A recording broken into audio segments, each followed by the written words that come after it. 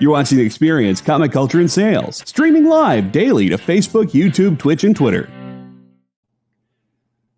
I'm supposed to do a cold open today, but I realized that I was so looking forward to our guest and what we're going to talk about today that I completely forgot to come up with a cold open. But then that's just an excuse because I never actually come up with a cold open. I just kind of BS my way through it. So this is the cold open. Stay tuned for the Hey, Dan. Yeah. There is some news. What's the news? It just posted that Jeff Beck has passed away. Oh no. So there is some news. Well, thanks for bringing a downer to the show. That's fair. We'll talk about Jeff Beck later. Yeah. Roll it.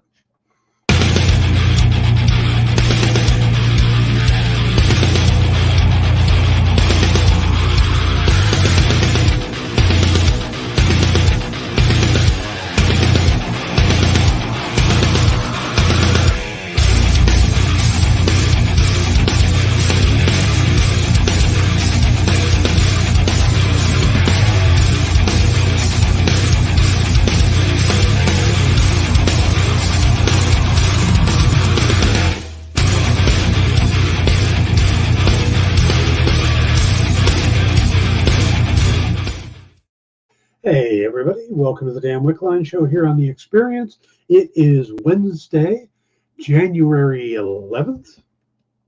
Sure, we'll go with the 11th. And normally I cover the news, but other than the passing of Jeff Beck, which is horribly sad, but that just broke, there's not a whole lot of news pop culture-wise. So we are going to move straight into our topic. Now, you guys know that part of my resolution has been to learn Warhammer 40K, build my own army, and start playing. And we've done one show where Gabe joined us and gave us a good rundown on the game and just how to get started, how to figure out what army you want to play and stuff like that. Hey Ed, hey John, and hey Cool, good to see you. So I've picked the army I want to build, the Grey Knights, and I've started putting stuff together. But my background on this is very simple. I used to play D&D, or I still play D&D, and I got into painting then. I would do simple stuff, and I got okay at painting, not great, but Warhammer is a little more difficult. You buy a D&D figure, most of the time, they're already built. All you got to do is primer them and paint them. Warhammer, they come on little sprues, tiny little pieces. You got to clip them out, and it's a little difficult, but fun. I've been having fun. I've built a few figures so far, but I thought, let's bring in somebody who's good at this, somebody who's been doing this for like 2 decades, almost 3 decades. Well, Kyle went, I know somebody. And he has brought us the lovely Luna Knight. Hey guys, how's it going? It's good to see you. Good to see you too. It's a pleasure. Yeah. And thanks for aging me there. That was not cool, man. Not cool. Well, you're definitely younger than me, so. Luna, you said you've been painting and building Warhammer figures and stuff for a little while. We'll go with that. Yes, we'll go with that. So, how did you get into it? Actually, it was something similar to what you said. It was like finding that army that really spoke to you. And it was right around when the Sisters of Battle, or known as the Adeptus Sororitas now, came out, back when they were still metal minis as opposed to the plastic they are now. And I built my army for that and was playing in local tournaments and the like. That was back in the 90s.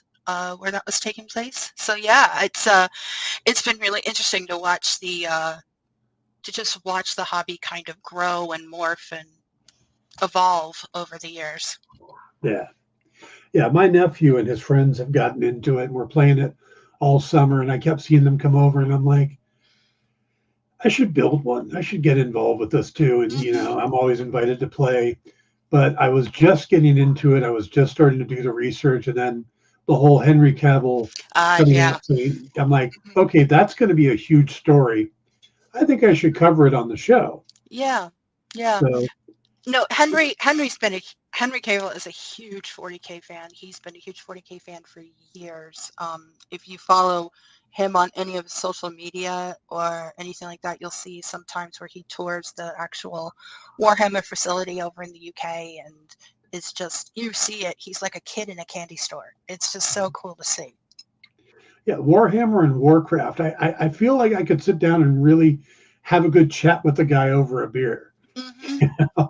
Yeah, and I'm sure that if I ever got that opportunity, I would just do that and be lost in his eyes the whole time. It'll be awesome.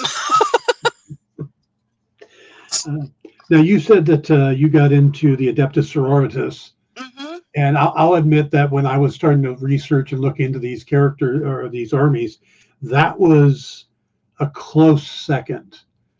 I was going between them and the Grey Knights, and the tank, the organ tank thing, was a big selling point. I have the organ tank, but I haven't started painting it. It's only primed, and that's something you'll get used to, is that you will have a lot of minis that are only primed and not finished yet, because that's just that is the way of things. That is the way of things. But I mean, their tanks are just, this is what I'm working on right now. And it's just, I mean, it's just gorgeous. I love it's really funny too, because it's like, I'm so like not into, organized religion in any way, shape or form. And yet this army just speaks to me. I think it's just the, women being badasses that does it for me. Yeah, no, I feel you. Now, actually, the first time I painted a minifigure, I was at a Warhammer store, which was interesting. Good, but went in there by accident or to kill time one night. Was going to go see Spider-Man Across the Spider-Verse with Lisa, my girlfriend Lisa, and we went in waiting for the showtime. And the guy there was just wonderful, just like, oh yeah, we teach people how to paint miniatures and all this stuff. So we came back a few weeks later and painted figures from Age of Sigmar, and got the feel for it. And then, like I said, I kind of shifted over and was focusing on Dungeons and Dragons, but really got interested in the whole, the building of them and painting them and stuff. But just, I mean, again, this guy was pretty easy to paint. He's large. And I picked up some contrast paint from Citadel to do it. That makes it a lot easier. Oh yeah. Contrast paints and shades are your best friend. You will become very familiar with Null Oil and Agrath Earthshade to really just pop those nooks and crannies when you need to, especially if you're doing terrain or anything like that too. Yeah. No, that's something I still have to play with. I've picked up my, so far I've picked up a Combat Patrol. Okay. For Grey Knights to get started, and Grandmaster Voldus, just because he sounded like a kick-ass figure. So, and like I said, I built him, and I built a couple of the figures from there. But how do you approach building these figures? I mean, the thing I'm gonna always said, I was when you guys asked me to come on the show, one of the first things I was thinking about was, what is the one thing I want to make sure that everybody knows when it comes to building these things, and that is, there is no wrong way. It's what works for you, and that's really important. There's a lot of great tutorials out there, and some of them get really fine-tuned specific, and if you're not there yet, there's no reason to think that you have to go all out. For me, it's really simple. You like you had said, you start with a box.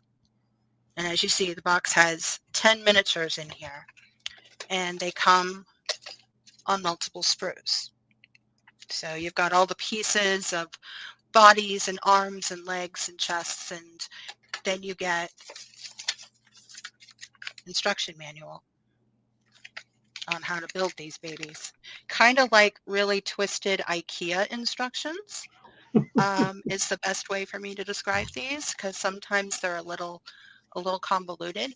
And but if you get like the bigger boxes, the ones that are like full army, starter army boxes, they give you the bigger instruction guide so that everything is in there. And they also will give you on the back the stats for the figures and everything, so you know if you're building it for a particular way of play, you can use that to help gauge how you're going to do that. Otherwise, go with that. But for me, it's I start with the whole, like, okay, these are the bodies, and I want to get the bodies together and put them on the bases, because they also give you those lovely things, lovely bag of bases. And then the way I do it, because I've got that whole box that I've started, is I put the bodies and the heads on first, and then I prime them, and then I do the starting of the layers that I do for the color, and then I will add the arms and the legs, because you'll find that guns get in the way, and you're like, how am I supposed to paint in there? And it's my own personal way of doing it. Some people, they don't care, and if you're looking to put an army out fast, to make sure that you've got the colors on there, you can just go ahead and put it all together and prime it and start with a base coat and get that going, and then go at your own pace. And that's the other thing too, is take your time. There's no rush to this. There's no speed contest going on here with this. It's just do it what works for you. Now, real quick, I want to answer Ed's question. He says he doesn't even know what Warhammer is. Now, you probably have a better experience with me. I would describe it as basically a tabletop strategy war game. A little bit like Dungeons and Dragons, and that you're using miniatures and stuff, and doing different spells and casting depending on the army. But there's not the role playing aspect, and Right. you're not. There isn't a DM going. You go into a bar, and there's right. You're it's still rolling dice. You're still rolling dice. It's just a different way of doing it. I mean, I come from a background of D&D and cyberpunk, and playing a lot of, and also Vampire the Masquerade and the White Wolf books. So I come from that background as far as gaming is concerned. So going into this was actually a little easy for me, because if you're used to playing D&D on like a hex board of any kind where it's mapped out for you with terrain and such, then you've already got half of the game figured out, because each figure is only allowed to move a certain way. I like what Edward has to say. So risk mixed with D&D, kind of.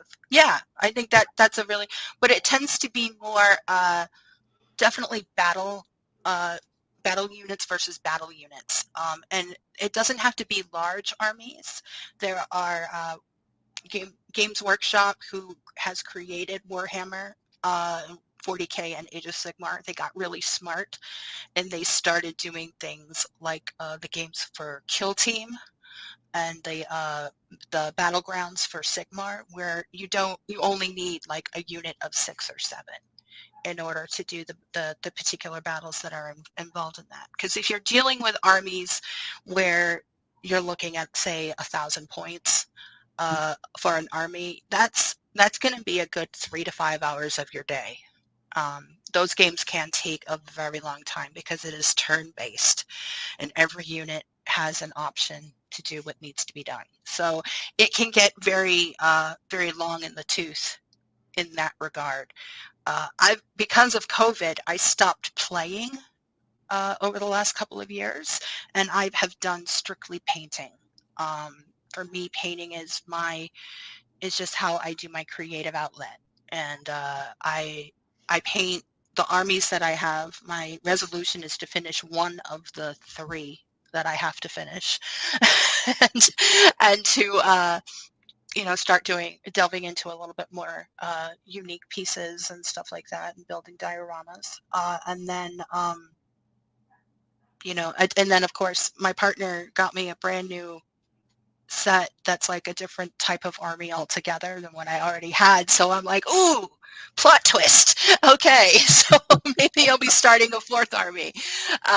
But yeah, I mean, I find that going with what you enjoy, what speaks to you, is very important when it comes to picking your army, and it helps you in the long run, because if you get tired of what you're painting, then you're never going to finish. And so you always want to make sure that you're doing it for the right reasons, because there's a lot of money involved in this hobby. A lot of money. Yeah, I've noticed that it's not cheap. I've probably dropped a couple $100 in just getting started. Mm-hmm. Between the combat pack, the figure, paints. I mean, I Mm-hmm. walked into the Warhammer store and came out with $60 worth of paints, and they're all like that big. Yep. Yeah. Yeah. Now, I mean, the basic size is, it's tiny. And then, yeah. and that's just the Citadel colors. I mean, there are other companies that do paints, like Army Painter does paints, and they're in more of a droplet bottle like this.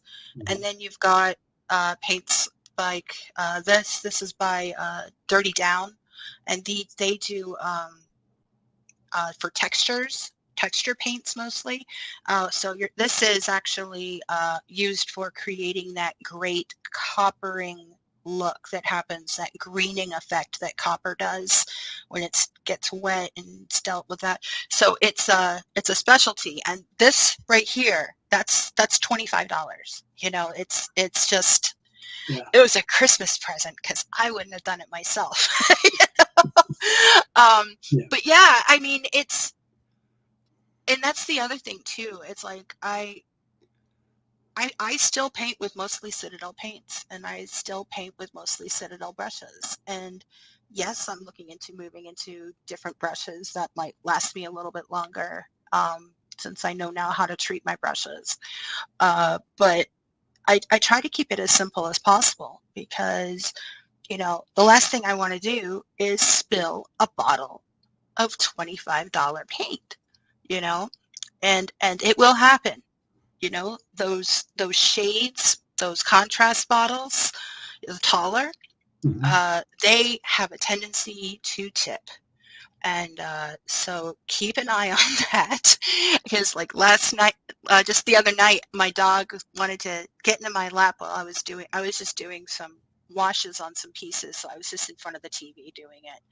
And she got up in my lap, and she didn't even mean to, but her nose knocked that bottle, and over it went. And it's gone. So I need to buy another bottle of that. Luckily, it's only like $5. Yeah. It's not that bad, but still, it's like, again. John asked a good question. Does everyone paint their figures? No, they don't. For some people, they're in it for the game, and they're in it to play. They're not in it for the painting and the building, and it's everyone comes into this hobby for different reasons. I originally came into it for both. I wanted to build, and I wanted to paint, and I wanted to play. At the time, I was like the only female in my store that played 40K. So I took that very seriously. I took that with a lot of pride. And then as things went on, and it just got to the point where it's like I found myself enjoying the painting more than the playing, because I can set my own hours then. If I'm playing, I have to like take a whole day and say, okay, I'm playing, because it's going to take all day. And I don't have the kind of schedule right now that allows for that. So, but yeah, there are some people, they do not paint their minis.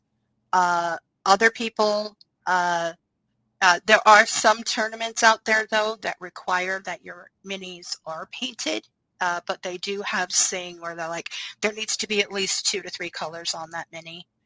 So people will be like, okay, I'll put the armor color on, I'll put a wash on, and I'll do the guns. They're painted, and then they just go from there. And there's nothing wrong with that, because they're doing it for the reasons that they enjoy it. And that's all that really matters. Yeah. Ed asks, can you get figures that are pre-painted? Now, I know in D&D they do have some pre-painted ones that you can get, but I don't believe there are any, unless you buy them like secondhand. Mm-hmm. There are some where you can get secondhand. There are also artists that you can hire on commission to actually paint your armies, which is actually something I'm starting to do this year, where basically, they buy the minis, and then I set a fee for how much for the army that they're doing, and I paint them in the color scheme that they want, so that they don't have to deal with it. I enjoy it. I mean, for me, it's kind of, the way I look at it, it's kind of like a 3-dimensional coloring book.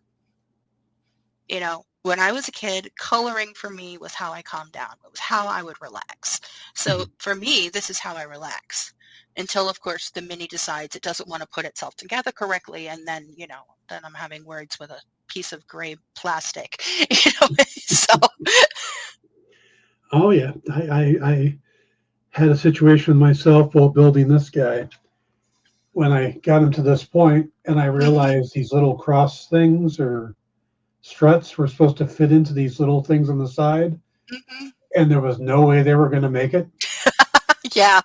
I just glued them to different places. They are, and you know what? And that's the other thing too. As you grow in the hobby, you'll get keen onto what we call kit bashing, where you're just sort of, I really like the idea of putting this on this particular model and actually fine tuning the piece so that it can actually work, or anything like that. And also the other thing too is that there are a lot of people who think, oh, well, if you're going to do Grey Knights, and they have to be this color scheme, or if you're going to be doing Adeptus Sororitas, there are these houses, and these are the color schemes. Yes, that is true, but that doesn't mean that it is set in stone. I have seen, and the reason I say that is, like, one of the funniest things and the best things I ever saw was a Sisters army that was literally done in Hello Kitty pink, and it was the most amazing thing, because we're not talking a couple of units, we're talking a full army with 4 tanks, and it just, the whole thing, and it was like, someone did this, and how can you shoot down something like that? Like, I will follow the colors they suggest to a point, and then I'll just go, that's not going to work. I want to do something different. I'm currently doing that with the Space Marines that I'm working on right now. They're like, okay, they need to be this blue. Okay, sure, I'll do that blue. I have no problem with doing that blue, but the greens that I'm going to be applying to it to have the chaos glow basically be in there, I wanted it to be more prominent. So I'm changing it slightly, and I'm also going to be dirtying them up a little bit more than normal. So, I don't believe, there are those that believe that all minis need to be what they call parade ready, where, you would have them out, and they're like, everything's all bright and shiny and perfect. And I'm more of a, what? My armies have been out there. And if you read the lore, it's really dark. The Warhammer lore is super dark. And so for me, having armies that look like they've been literally through hell, that to me is more real than, having them coming off of a drop ship being all bright and shiny. All right, we need to take a quick break, and we will come right back, and we're actually going to talk about the stuff you need to build them, the stuff you need to paint them, and go into details here. So we'll be right back. Go follow the experience on TikTok at @the_EXP1 or scan the QR code on the screen. Our TikTok is like everywhere else we are, except you only have to deal with us for a minute. Seems like a win-win to me.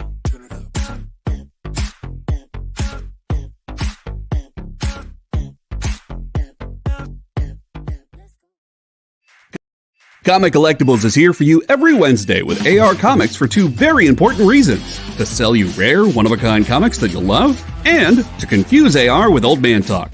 You see, Rex and John are, how should I put this, ancient as the roots of the mountains. So every week, Rex and John fill in AR in yet another area of pop culture that he missed because he's too young, just didn't have the time, or just really doesn't care about. It's a real public service they provide. Come buy some super rare and unique comics, while old men explain long-dead sci-fi shows to a younger man making that confused puppy face. Every Wednesday from 6 to 8 Eastern with Rex, John, and AR Comics. Comic Collectibles on The Experience. Comic culture and sales. You know how when you go to Comic-Con, after Comic-Con, you go to the hotel bar, and there's a whole bunch of people playing music and dancing, and you've got Pikachu and Lara Croft Tomb Raider doing the cha-cha slide just down from Deadpool and Batman and Wonder Woman? That's every Saturday night over on the Experience Twitch channel. Join Taji Beats for the EXP Dance Party, exclusively on Twitch, twitch.tv/the_EXP.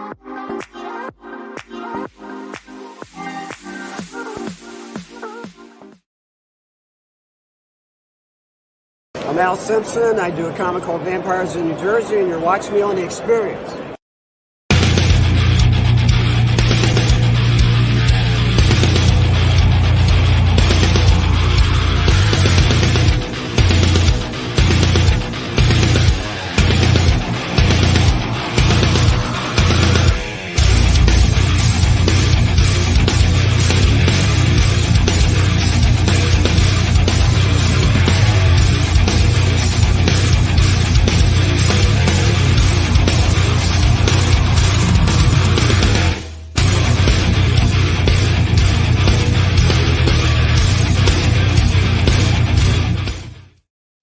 Hey everybody, welcome back to the Dan Wickline Show. We are talking today about building and painting Warhammer miniatures. Remember to stick around. We got a great lineup today. We got Comic Collectibles coming up right after this. Then we have Wednesday Warriors, Pop Go the Writers, and Kicking It with Henry. So we got a full lineup tonight, so I want to stick around for all of that. We are joined by Miss Luna Knight, and we were just getting into it, but I want to answer Ed's question. I held up this particular figure, which is pretty big. But what you got to do is notice that right here, there's a guy in this mech suit. So the figures are more this size. He just happens to be in a mech suit. So, but there are, that's the neat thing about Warhammer I've seen so far is you go from mech suits and Space Marines to zombie-ish creatures and the undead and angels and cherubs, and it's all over the board. Mm-hmm. So. Yeah, I mean, like you were saying with size difference, I mean, this is one piece that I did for my Age of Sigmar Night Haunts army. So they're like the undead. It's basically, so we've got basically Charon the ferryman in model form, and then if I compare that to one of my larger sisters pieces, and then I can go and compare that to one of my Plague Marines size-wise, which I can then compare to a little goblin from my Gloomspites. So as you can see, the sizing, depending on the army that you have, you can have pieces that are huge, like the tank we were looking at before, or you can have pieces that are like super tiny, because also they're like little added pieces for You know, like you'll have some little dude chasing after, like some orc has got some grot that's like chasing after him, you know, carrying his ammunition or something like that. So, you know, it's like you said, it's across the board. All right. Now, let's talk about some of the things you need. Just out the box, you go to the Warhammer store, or you get them off of Amazon or wherever you end up buying it from, and you get a box that's filled with sprues with all these tiny little pieces in it. Your instruction manual, you put everything together. But what are the basic tools and stuff you need? Also, from what I understand, there's a couple different types of glue, depending if they're metal or if they're plastic. But also, like if you want to build bases, what are some of the things you need just to do the building part of it? For most Warhammer based minis, most of them are plastic. You do every now and again run into still some of the older models which are metal, and then there was an in-between time where, and even some of like the special builds that they do through their Forge World side group, those are resin, and each of them needs a different type of glue. So I use Citadel plastic glue, where it has this great metal tip in it, so that I have a lot more control over how much glue comes out of the bottle. In some cases, I'll even go as far as brushing the glue on, because I don't want it to glop on certain areas, especially if I'm doing delicate work. So I use that for the plastic. For anything that is like resin or anything like that, it's usually a super glue that would work best, and there's even setting sprays for it, so that'll like set in place. But you have to be also really careful with some of these, because if you use them on like plastic, it can melt it and cause disfiguration in the mini itself. So you just want to be really careful with what you use for what type of mini you're putting together. But mostly it's like a plastic glue that you're going to want to use for that. For bases, it's like to be honest, it's not quite an Elmer's glue, but it's that kind of consistency and coloring, so that you can adhere other things to the bottom of the base, or so you can. They do have boxes of different types of flooring terrain that you can use, like to make it look grassy, or to make it look, things like that. But they also have texture paints, where they actually have a little bit of like that grit built into the paint, so you can actually use it to form on the bottom of the base, so that you can actually do it that way, or you can sculpt if that's something that you want to do. All of it's valid. I've used like the rocks that you put in aquariums. I've used those to like break them up and put them on the bottom of a terrain piece that I had, and that was simply because I needed rocks and I didn't feel like breaking large ones from my backyard. So it's really, again, it's an open playing field in all of that. Mm-hmm. Now you said that, and this is something I was trying to figure out. I've had a couple figures that I'm putting together, and I'm like, it would be a lot easier to paint this guy if I don't put his arm on just yet, or I don't quite put his head, or like that. Like I've only painted one so far of the actual figures, and I did a test run on a Space Marine. Nice. Oh, that's good. I like that. Yeah. I was trying to make him a Gray Knight and use the colors for that, but I noticed that had I not put his arms on, it would have been easier to do the detail on his chest and everything. Yeah, and that's one of the reasons why I do them the way I do, because especially when you're dealing with particular members of an army where they've got the heavy weapons. So you've got these giant hulking pieces of, equipment in front of them, and you can't see half the model. If I'm in a situation where I'm like, yeah, I need to be fast about it, I won't care. I'll paint what I can and then move on. But if it's really something I want to pay attention to, if there's detail there, then I'm just like, oh, come on, I'm not gonna just cover that up and let that go to waste. I'm gonna keep the arms off. The other thing too is, like, when you're taking these things off the sprue, something to note for people is that these are numbered. Each piece is numbered.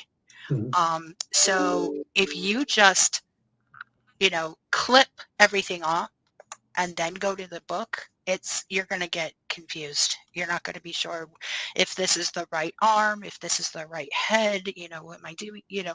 Do it piece by piece. And, if you are deciding to, I'm going to put the arms on later, don't snip the arms and put them off to the side. Keep them on the sprue so that you can have that as a way of keeping track of everything. Because last thing you want, because it will happen, it's part of the process. I don't think you're allowed your Warhammer card unless you actually have this happen, where you snip off a tiny piece, and it goes flying. And then you have to go find it.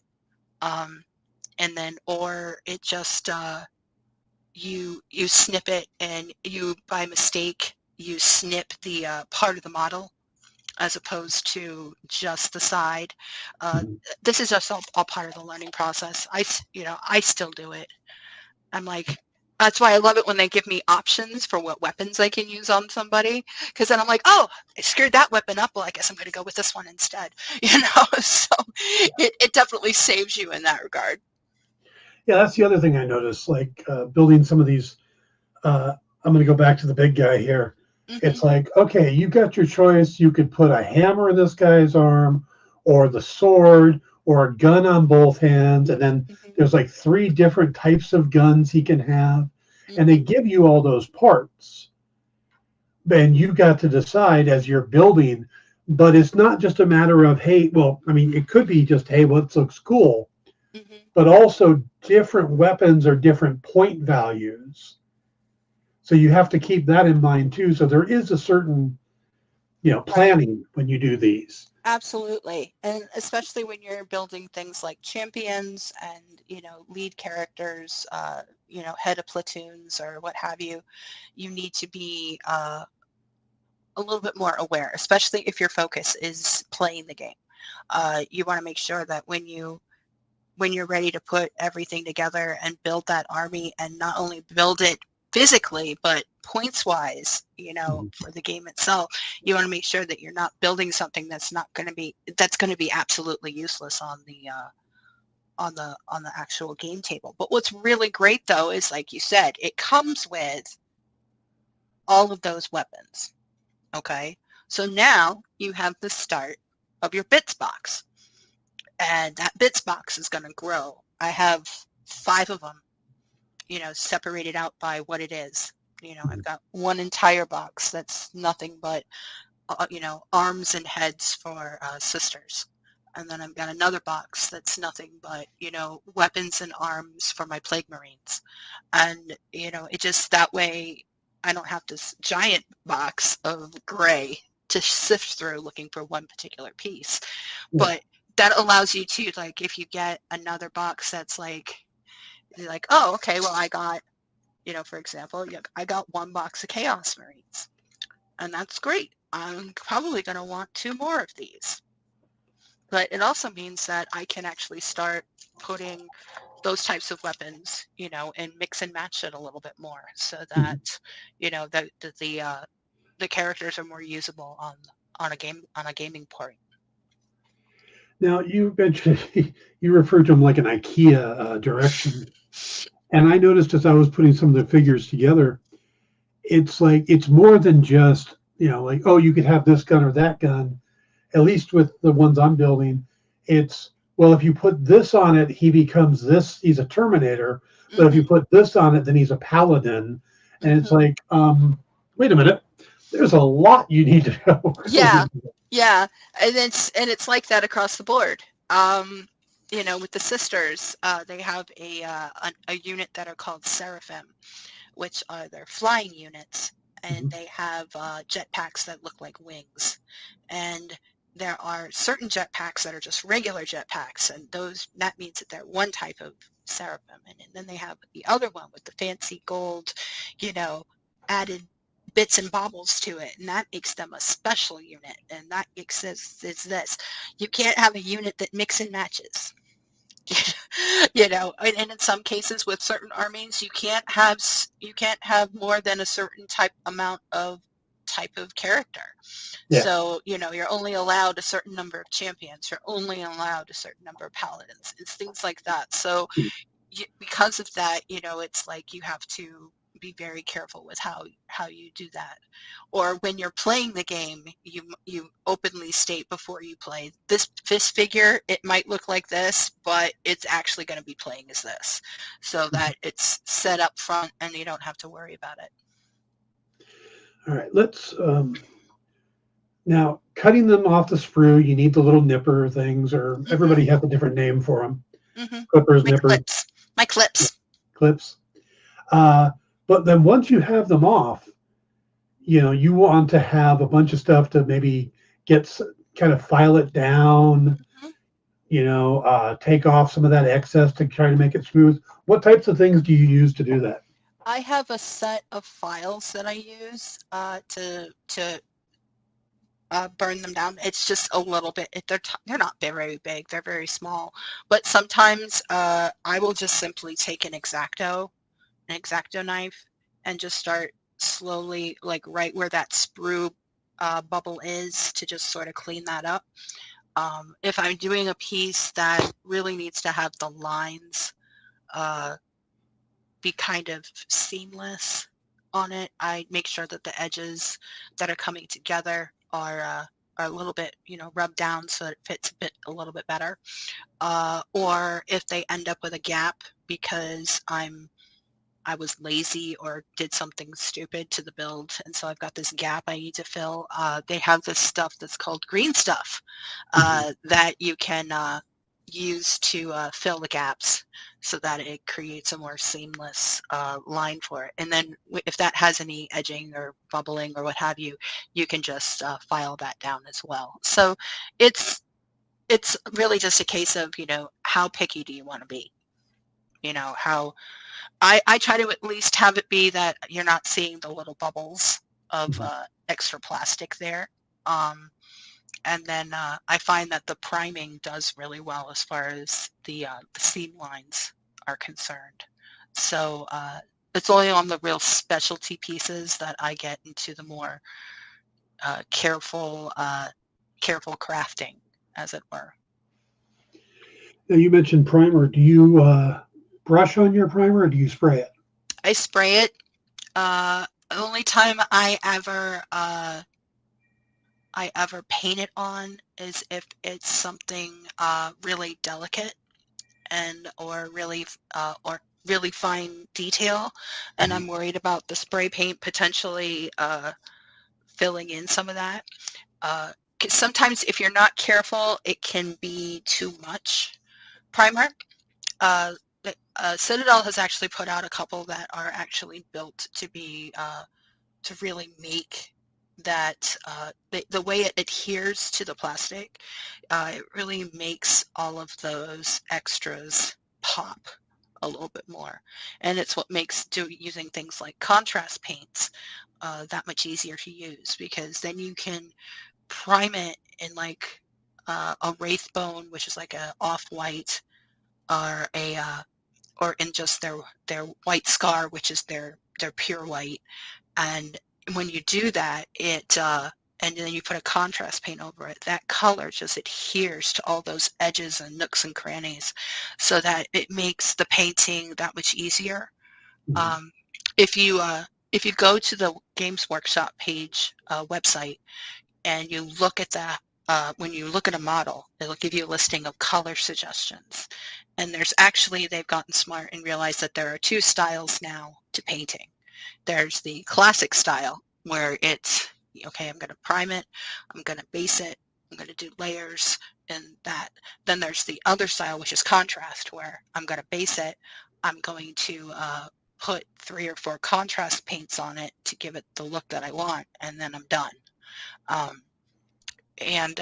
So it's kind of interesting to see how that's kind of changed over the years. I don't do contrast painting really. I'll do washes to bring out things for the color that I already have on there, but I tend to just be more, it's all about the layers. Okay. Now, something that I think is important is for people to understand that miniature painting or miniature paint is not like the paint you can pick up at Hobby Lobby. Mm-hmm. You know, what's the difference? Why do people want to pick up Army Painter or Citadel or Vallejo or? Right. I'm glad you mentioned Vallejo. I haven't used it yet, so I don't talk about it very much, but I have a lot of friends out in Europe area that use it and love it.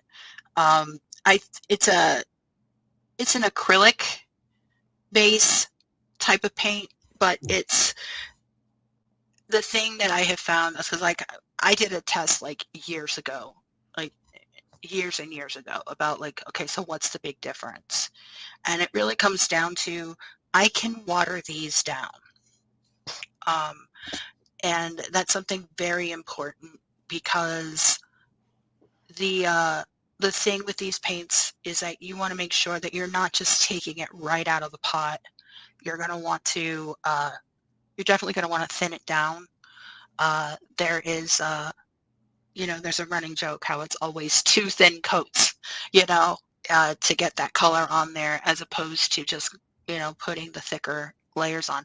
I wish someone had told me that when I first started, that I needed to water down my paints, and nobody did.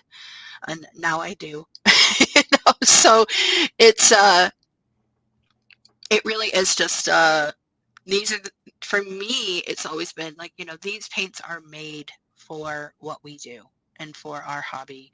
And, I'm not saying that as like a money grab for these companies. It's just really a case of, they've really paid attention to, what works and what doesn't when it comes to painting these things. And, and then you can get into things like airbrushing, which is beyond my purview at all times because that just scares me. I won't lie. I'm very much a hands-on. I need to feel that work as opposed to holding something and watching it.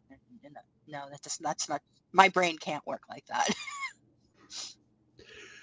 Now, you said you use Citadel brushes, stuff like that. Big thing for me is the detail. I mean, I can do the overall. It's when I have to get down into the little details, the little like the trim and stuff. Mm-hmm. How do you approach that? I mean, I have a lamp that I have that has a magnifying glass in the center that I can, look at. And even then, it's still so tiny. How do you do those fine details? I wear what I call my sexy gogs because they're these, it's a magnifier that clips onto my glasses. So like an eye loupe. Yeah, so that I can actually see it a little bit better.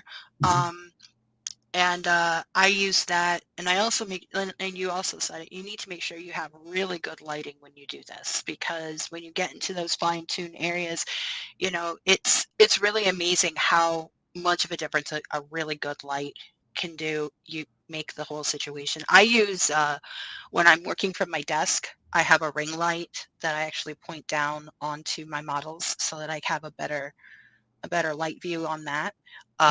If I'm working down in the living room, just doing some smaller piece work, then I just have one of those, sunlight grade lights. That's like a side lamp that goes over my shoulder that I use for painting. Also, brush size is a big part of it. You'll find that some brushes work better for larger pieces or just for larger area work. Others are going to work well for, I'm just doing a base coat of like the armor on this, so I'm just going to use this brush.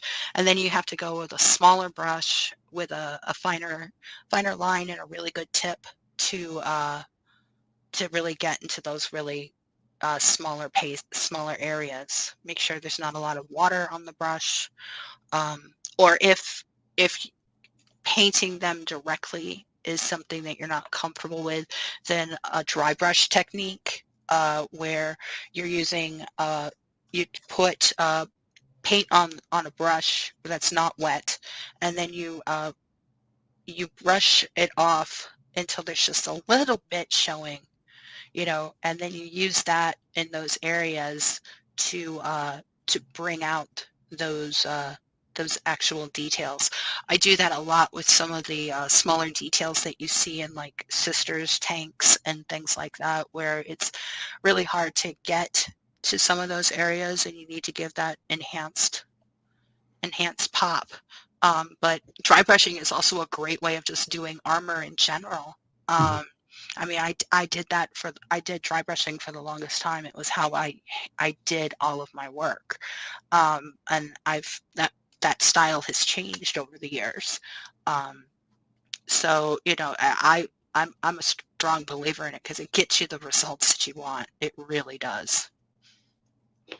So dry brushing, so the process you would do is what? Primer, base coat, primer, base coat, and then if you're going to do like a wash or something like that to enhance a color.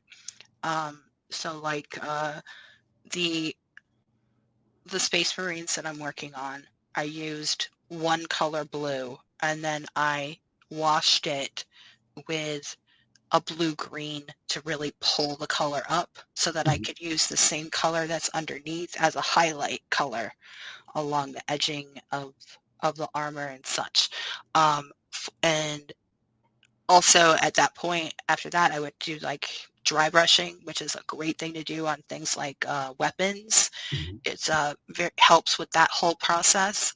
Also, and then also doing fine line work, edging of colors after that, and any other fine detail work that you want to do as far as making the model something that when you finally decide that it's done. Now, we've talked about washes and contrast. Now, I know a wash is very thin, very watery paint that seems to be kind of geared towards getting into the nooks and crannies and stuff. So what is the difference between a wash and a contrast? Washes tend to be thinner. Contrasts have a little bit more of a thickness to it. A wash feels more like an ink, where a contrast still feels like it's paint. That's the really big difference. Also, washes tend to be a high pigment addition to a model. Contrasts, if you want a high pigment, you're going to need to do several layers to get that high pigment. But I find that is the biggest difference, because with washes they tend to separate a little bit in the actual containers compared to a contrast paint. So it's like there's a very fine line between the two, and it really comes down to, I mean, could you do an entire model with washes? Probably. Have I? No. Maybe I will for science. But maybe I'll do a TikTok where I have a couple of models all painted or primed the same way and see what happens when I do a contrast versus a wash, or shade as they call them, onto that, and see the difference between the two. I think that might be cool.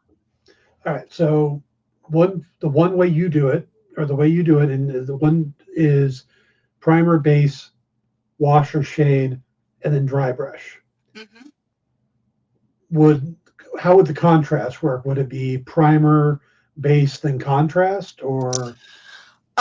No, it would be primer, contrast. it's the contrast is depending on, so trying to think of the best way to describe this. So a really good way to look at it is you can prime something, for example, in lead, what's called lead belcher. It's like this metallic dark silver. It's what's used for a lot of the metal in Warhammer. And then if you paint a color over it, then you end up with a really cool metallic armor look that you can play with. If you use say the Wraithbone, which is the off-white, and then do a contrast, it's going to give you a different effect. It's going to be just that color popping through. So it really is a base on what works for the look that you're going for. I find that contrasts and such work really good for when you're building armies that are more fantastical or really vivid.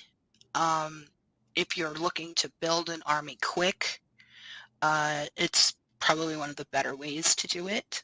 And you can even mix. You can have both styles done within it. I know people that will use contrast for the main bodies and then do classic style on the guns, and do it that way, just because it's faster. It's really comes to, what are you doing this for? Are you doing this for, I got to get this 800 piece army done this week? Or is it I need to finish an 800, point army I need to have ready for a display for, armies on parade, which is one of the things that Warhammer does, where they do awards and such for army displays, or their competitions like Golden Daemon for painting, for having notoriety or what have you. It really depends on what you're doing.